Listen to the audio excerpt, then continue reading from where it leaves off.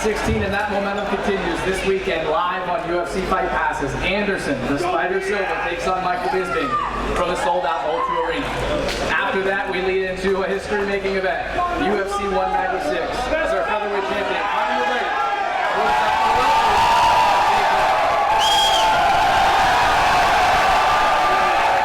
and with that, we'll open it up to the first question.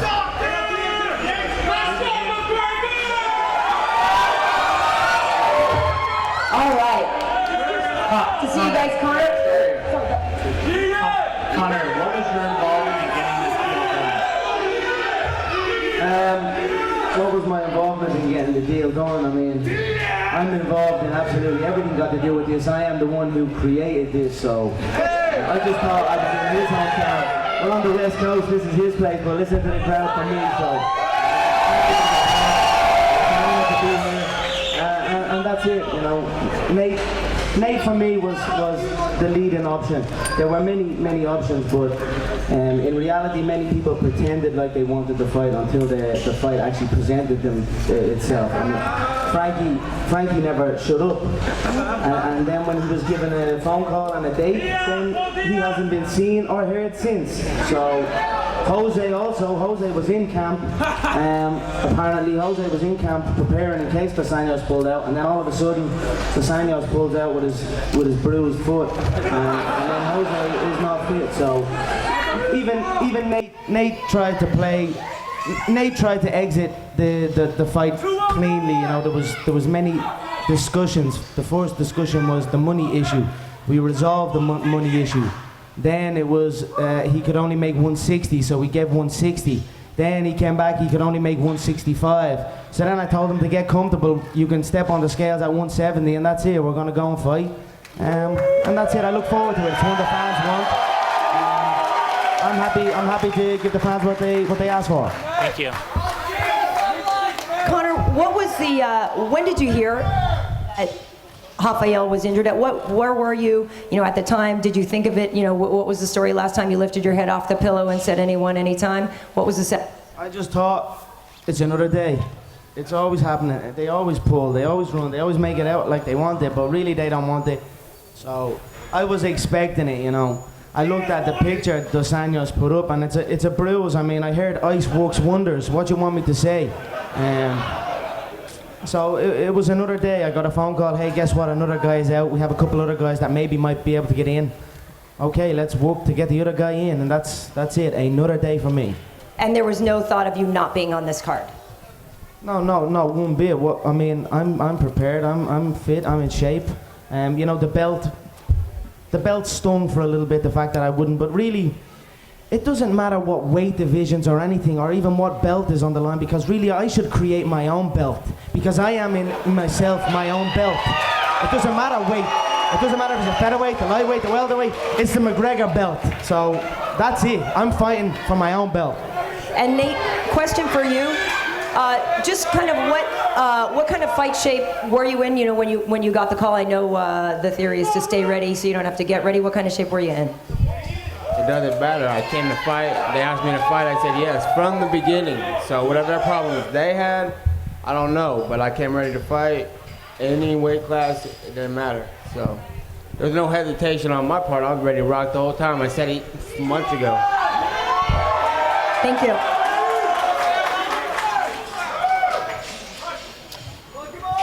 Conor, fighting in the lightweight division and also now the welterweight division, do you like breaking the rules? Yeah, I do. I mean, I am the rule. I'm the only rule in this game, so it doesn't matter weight divisions. Nate said he was ready to fight at any time, but well, he wasn't. He wasn't ready to fight at 155. He wasn't ready to fight at 160, 165. So we give him 170, so... they go every other day. I'm happy to go and do it. I'm not gonna lose no weight over no shit. I don't give a fuck, and I said 155 from the beginning. You didn't take 155 though. You did not take 155. I did too. Initially, you didn't take 155, Nick. Yes, I did. But that's cool. Don't worry about it. Don't worry about it. Get comfortable. Get comfortable. 170. Get comfortable. 170, brother. Yeah, get comfortable. I don't give a fuck. I don't give a fuck either. I don't give a fuck either. I tell you, I like this, brother. I do. I honestly I like Nick's little bro. You know what I mean? How can you not like him? He's like a little cholo gangster from the hood. But at the same time, he coaches kids jiu-jitsu on a Sunday morning and goes on bike rides with the elderly. He makes gun signs with the right hand and animal balloons with the left hand. So you're a credit to the community. Fuck you. Fuck you. Bell. I don't give a fuck what you say, motherfucker. Yeah, thugging on mine, motherfucker. What you got? He's all right, Nick. He's okay. Nick's so proud of you all. Go ahead, Evie. Fuck your bitch ass belt too. Fuck the belt. I don't give a fuck about the belt. The only belt I care about. Why you bring it everywhere? Why you bring it everywhere? Fuck about nothing. The only thing I give a fuck about is the check, and my checks are super heavy. I don't give a fuck about no belt, motherfucker. Fight ass whoopings all day. Nate, in December, in your last fight, you were complaining about the big fights. You wanted the big fights. You even were drawing your face in the poster. How does it feel to be here now? I don't. Hey, the UFC been trying to lowball me forever. I've been in these big ass shows for hella years before this guy even existed. So it ain't no thing. I don't give a fuck. How's it feel to be a millionaire now? It's nice, right? It's nice, right? Let's be honest. Come on. It's nice, right? It feels good. I'll tell you more. You're a millie, but one night only. Gotta fight first. And Conor, you are fighting at welterweight now. Does it change your plans for the rest of the semester? Do you feel like you have to defend your title before facing Dos Anjos for the lightweight title? What do you feel? I don't care about weight. They're all on steroids. The only weight I care about. They're all on steroids. The only weight I care about. Steroids? What are you talking about steroids? Don't be putting my name as steroids. I'm major against that. Don't put my name in the name of steroids, Nate. The only weight I give a fuck about is the weight of them checks. And my checks are always super heavyweight, so I don't give a shit.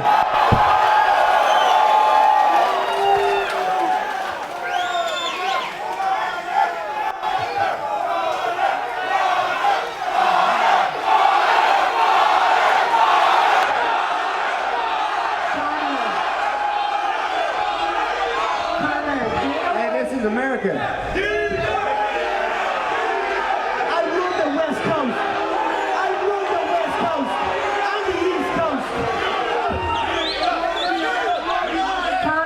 White says you're the greatest mental warfare fighter he's ever met.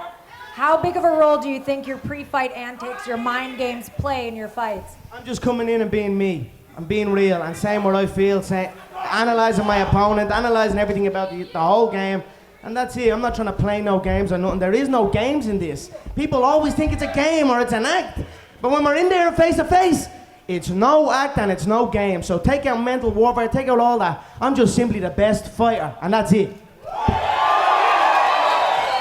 Nate, Conor, what makes you so successful? What makes your approach so successful, and how will you approach Nate Diaz in this fight? My true hard work. It's as simple as that. Real, true hard work. It can't be denied. It can't be stopped. You know.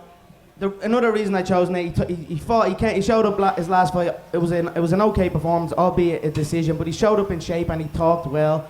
But I mean, I don't know. I'm just happy. I don't give a shit. I'm just ready to fight now at this stage. You know, this is it now. 10 days out. Let's see what this man is about. He talked like I took something from him. That's what he said after the fight. I've taken everything he's worked for, and I work like a motherfucker. I don't get out of shape. He gets out of shape. His fight against Anjos, he looked like he was the skinniest fat guy I've ever seen in my life. The last fight he came in shape. This time now, the fact that he's asking for weight changes all the time, I'd imagine he got back out of shape. So he's talking like, relax, Nick. He's doing good up here, Nick. Relax. So I took note from him. I worked hard. And that's it. All midgets. I fought fucking every fucking week forever, motherfucker. I've been in the UFC forever, fighting everybody. Came in one fight, fuck that, brother. I don't give a fuck. Nate, you made a pretty bold accusation a couple minutes ago.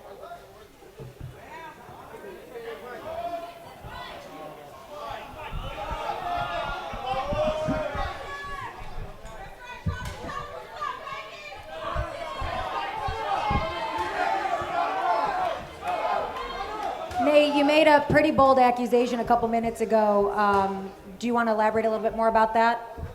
What was it? What? The steroids comment? Everybody's on steroids. The whole UFC, everybody. your teammate Gil and Jake were too cut on steroids.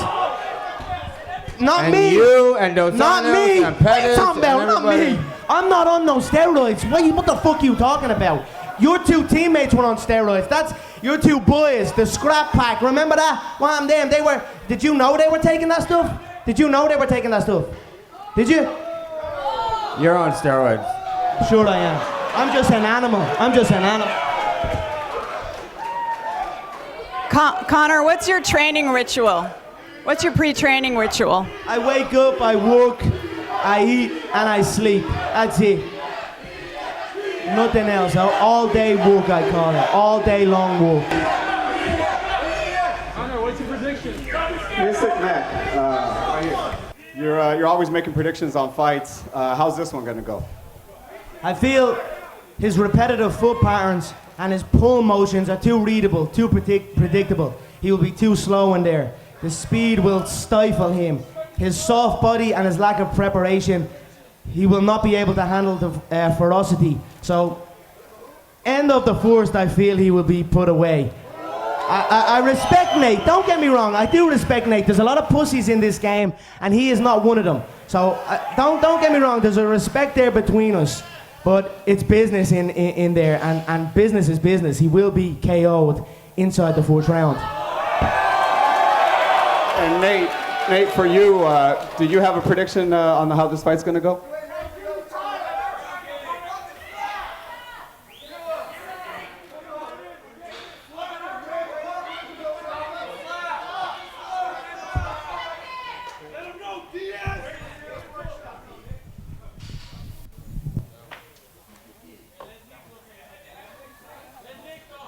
Yeah, Nate, do you have a particular strategy? Nate down here, do you have a particular strategy in going against Conor?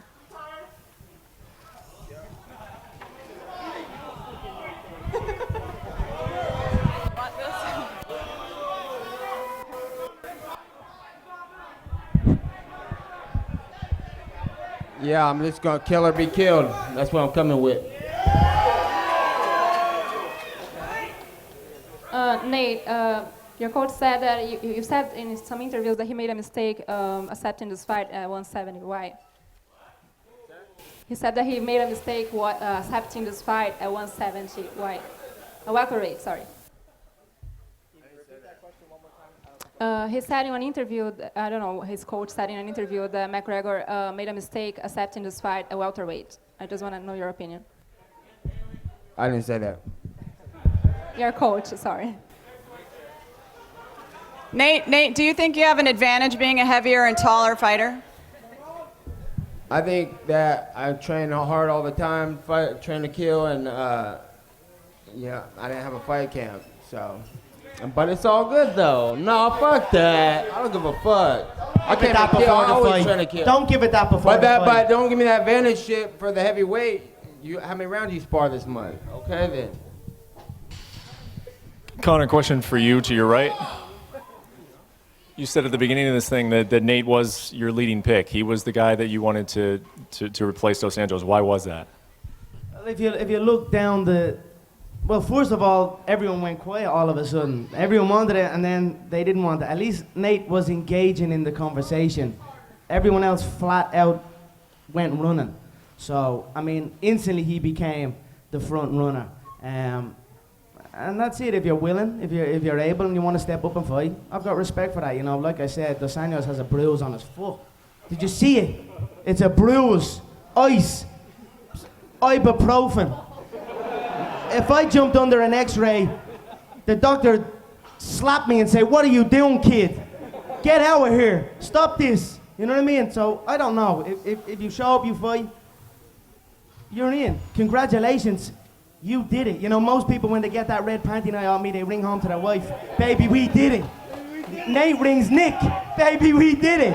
So I'm happy to give Nate the paycheck. I've said before, he's right. He has been around a long time. He has stepped up and fought. He does deserve that check. When they came back and said that the negotiations were taking place and it was stalling, I said, give him what he wants. Give him what he wants, and let's get him in there. He beat Cowboy, so instantly Cowboy got destroyed by Dos Anjos, and Nate has a win over Cowboy, so that jumped him in the, ahead of that one. And then everyone else went running. So, Nate, congratulations. You're rich now. I didn't ask. They called repeatedly for months. So, congratulations to you, motherfucker, on the show. Thank you, bro. I love I love it. I celebrate the money, mate. Thank you so much. Yeah. Conor, is this a one-time Is this a one-time jump up to 170? Is this an introduction to this weight class? Are you just going to skip 155 altogether now? Where's your future at? I'm going to create my own division, and that's it. Because who cares about weight? Who cares about? They sign and they pull. It happens to me time and time and time again. I'm dealing with it my whole career, so I don't care about weight. It makes no difference to me. So wherever it's at, as long as there's an opponent and a date, you'll see me here, and that's it. And then one question for Nate. Nate, you've done a terrific job of selling fights your entire career. What do you think about what Conor's doing right now? Do you appreciate his ability to sell a fight? He's doing his thing.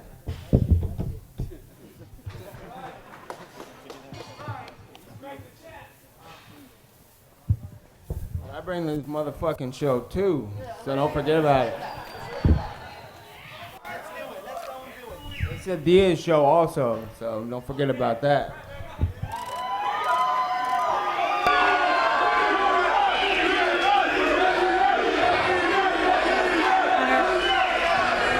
Conor, why have you been so successful at when an opponent pulls out with an injury? You've been so successful in a short period of time in changing the game plan, the mental edge. Why have you been so successful at that? I'd never prepare for opponents. I simply prepare, and when they pull out, it makes no difference to me.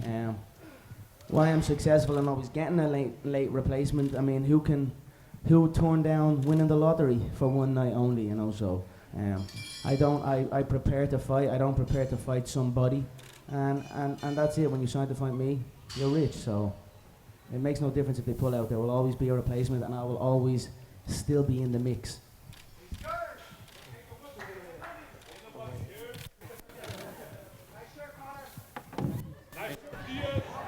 Conor, did promoting this fight just become funner because you're fighting Nate instead of Rafael?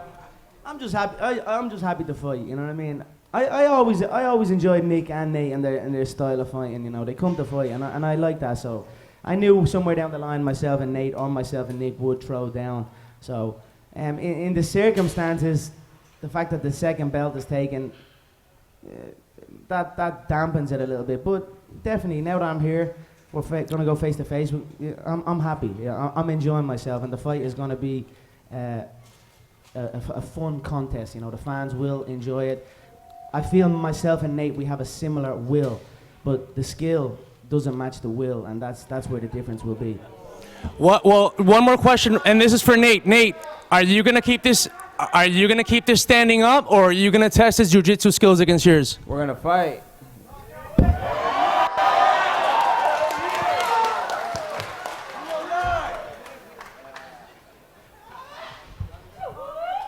Additional questions, guys? Go ahead, Karyn. Yeah. Hey, Nate, are you going to stay at 170? You think, I know this is obviously short notice for you, and you have fought at both weight classes before. Where do you feel the best?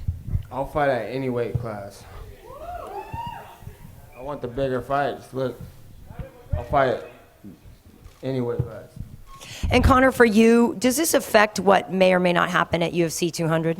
Are you going to schedule to fight? Would you like to fight Rafael dos Anjos there? Would you like to fight Frankie Edgar there? Would you like to fight Robbie Lawler there? Obviously not saying what's going to happen at 196, but I'm curious about your plans for 200. Yeah, you know, it's hard to commit to Dos Anjos again. You know, the same with Jose, he pulled. It took him 2 goes to build up the courage. Hopefully, maybe it could take Dos Anjos 2 goes to build up the courage. But when you pull out with an injury like that, a bruise on the foot, I mean, there's not much I can do to help you, to bring you back into the mix. So it does change things a little bit, but we just have to see how that one plays out. Because certainly this is a fun fan favorite fight here, but you are still the featherweight champion, and no, Frankie is hurt right now with a groin injury. I know that he is gunning for you. They all have sore vaginas lately. It's crazy. There's something going on. I don't know. Dos Anjos broke his foot and his vagina in the same damn day, and same with Edgar. I couldn't believe the odds of that to happen. So.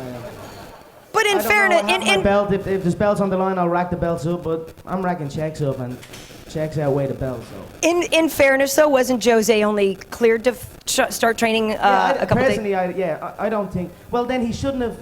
I agree with that. When a man is KO'd unconscious, when a man fights me, they need to take 10 months to a year off. You can't bounce back into a fight. And that's no joke. Everyone laughed there. You can't take head trauma and bounce back into the gym and spar. These people think they can do that. Mendes done it and went in, and now his chin will never recover after the fight. He jumped in too early and went at it. So you need to take proper time. So I understand that. I bounced Jose's head off the canvas like a basketball. He needs to take a year to a year and a half off, and that's just for his health. And then the fight is done, and he's putting out all these statements, I'll fight Conor anytime, anywhere. His coach is saying we're in camp in case Dos Anjos pulls out. I'm like, it's a wrong move, but okay. And then Dos Anjos pulls out, then he's gone. So I don't know, but personally, he shouldn't have even put his name in the mix in the first place. So that's what I feel. You can't rush into it. You take head trauma, you sit your ass back at the queue and rest and come back healthy. Thank you. Right here. Nate has a very aggressive style, come forward, likes to about this fight. Is that why? Because you know you're going to be in a scrap, you know you're going to be in a throwdown fight like that? Yeah, he comes forward, but his understanding of ring generalship and ring control is very, very amateurish. It's novice where I come from. So he will understand the difference between amateur and world champion. So. But I'm looking forward to him coming out, and I'll come out too. I come out the trap like a greyhound, like a champion greyhound. I come out at 100 miles an hour, and I don't stop. And I don't stop. Who do you train with? So we'll see what he's about when the bell rings. We'll got see no training partners. Let's see. I've got world titles and multi-millions of dollars. You've got 20,000 to show your last fight. And little man weight division. And you teach little kiddies. short weight you division. teach kiddies jiu-jitsu on a Sunday morning. Champion. You're a junior infants jiu-jitsu coach. I've been fighting grown-ups Junior for 10 infants years. jiu-jitsu coach, and you teach years. seminars to eat. You have to teach seminars all across the fucking California just to make ends meet. So worry about you. You I'm a fight world midgets. champion, multi-millionaire. You fight midgets. And that's it. You knocked out 3 midgets and you're pumped up. Yeah, and I'm about to knock out midget. stuffed I'm a real motherfucking fighter. Fighting grown-ups Fat all the skinny time. Mexicans about to get stiffened up onto that list too.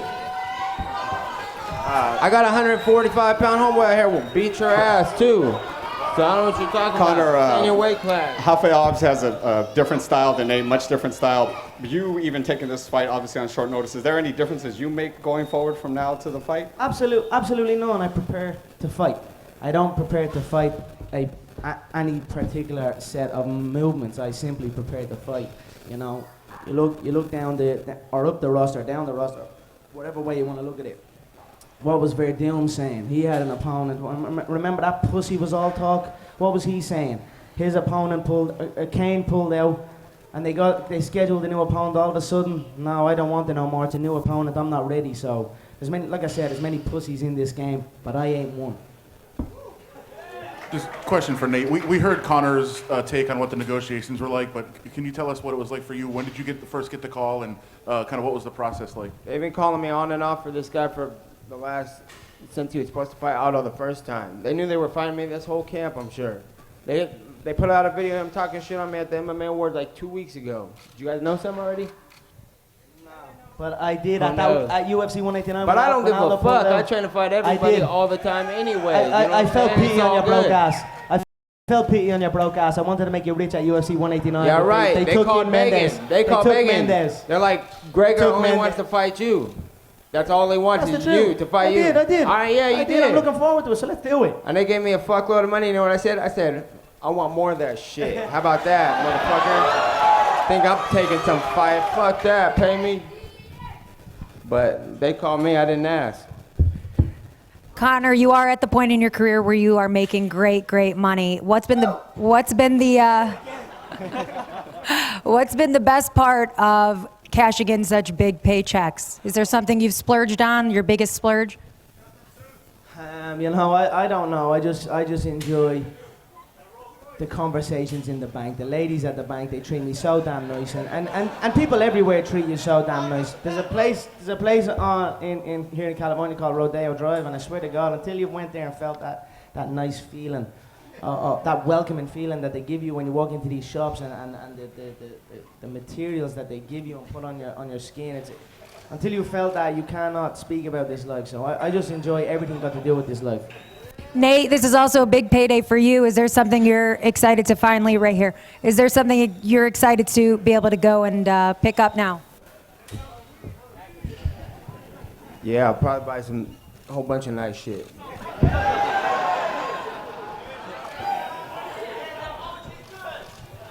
Take a couple of more guys.